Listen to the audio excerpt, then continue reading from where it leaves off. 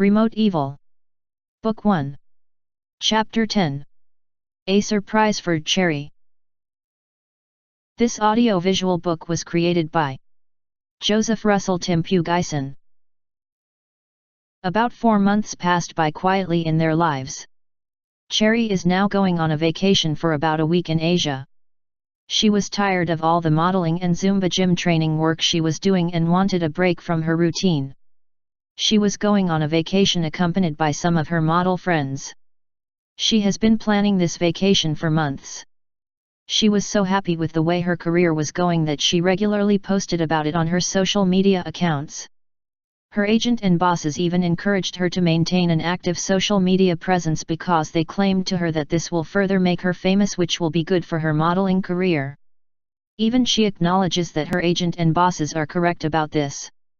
She has plenty of friends and followers in Facebook and Twitter. Her Instagram, Flickr, Pinterest, YouTube and all her other image-sharing social media accounts have thousands of followers each.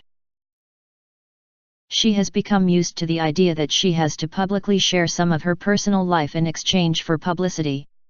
Though she was against it and nervous at first, her mini-celebrity status in social media eventually enabled her to know more people, which opened opportunities for her. She learned to handle most of the good and the bad effects which resulted in the online public attention she was getting from social media, and now even enjoys it. She even hopes and dreams that someday she will have the same online celebrity status as Kim Kardashian, although she wants to be known as conservative compared to her. Though it takes up a lot of her time from her busy schedule, she almost always makes it a point to update at least once a day all her social media accounts.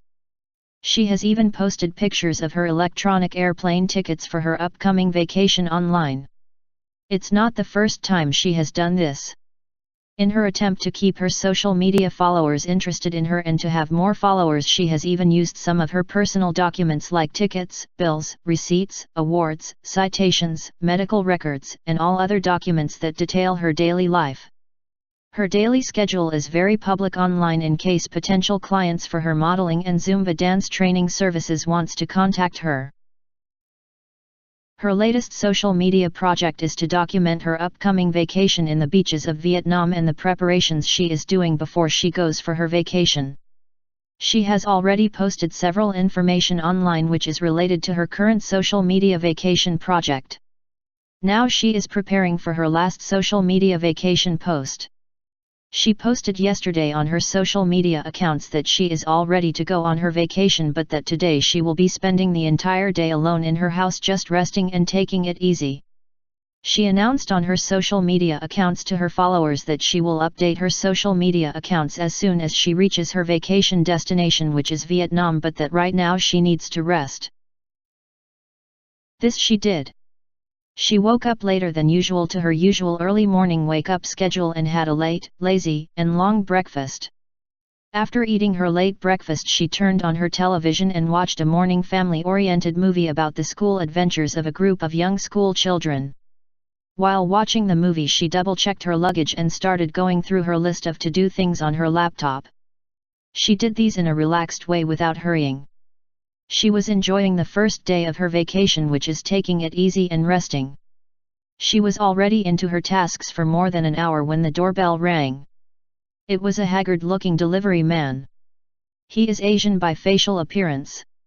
He is also much shorter than Cherry, and she thinks that he could have been originally a Chinese or could have come from any Asian country whose people originated from China, like Taiwan. Cherry thinks he is a harmless person. He was carrying a big package in his trolley. It was almost as big as a small refrigerator. It was gift-wrapped in pink colors. The elaborate ribbons on top of it was also colored pink. Cherry could not help but smile and assumed it was probably a gift from one of her admirers. She was right. The gift card said, "From your secret admirer." Even the delivery man cannot help but smile at the scene in front of him. "Where did it come from?" she asked the delivery man while smiling at him. The delivery man was obviously not good at speaking in English, but she at least was able to understand the words, "I don't know, I just deliver from him."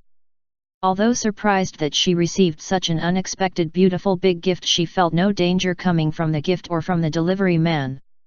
She let the delivery man inside her house and he left after dropping the package in an empty space in her living room.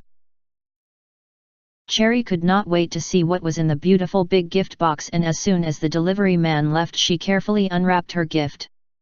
Inside it was a big teddy bear dressed up as an astronaut. It was on top of a spaceship with wheels.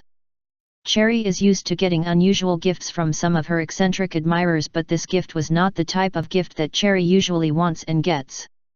She was puzzled by it and just stared at it and studied it.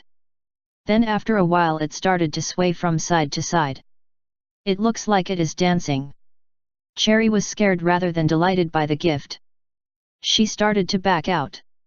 Then the toy suddenly started talking in a sweet and repeating pattern. "Cherry, I will join you in space," the toy bear repeatedly said to Cherry. She was still puzzled especially by the words, but she soon easily guessed what was the idea behind these words. It was in reference to the words she spoke when she made the internet advertisement wearing a white skin-tight spandex space costume where she spoke, "Join me in space," to entice potential online games players to sign up for the online game product she was modeling for. She laughed while the toy bear continued to dance and speak the same words over and over again. She now thinks that the gift could be from a video game player who has seen her in her online video game advertisement modeling. Very creative. She said this to herself while laughing gently. All her fears of the toy bear disappeared. Her mind became preoccupied on knowing who sent her the gift. She was interested in knowing his identity. She even had a naughty idea that the gift sender was a young but rich teenage nerd whom she was able to seduce with her sexy space outfit. She was so distracted by her thoughts that it took her a while to notice the small paper sign pinned at its front. It said, "Please wear my gift.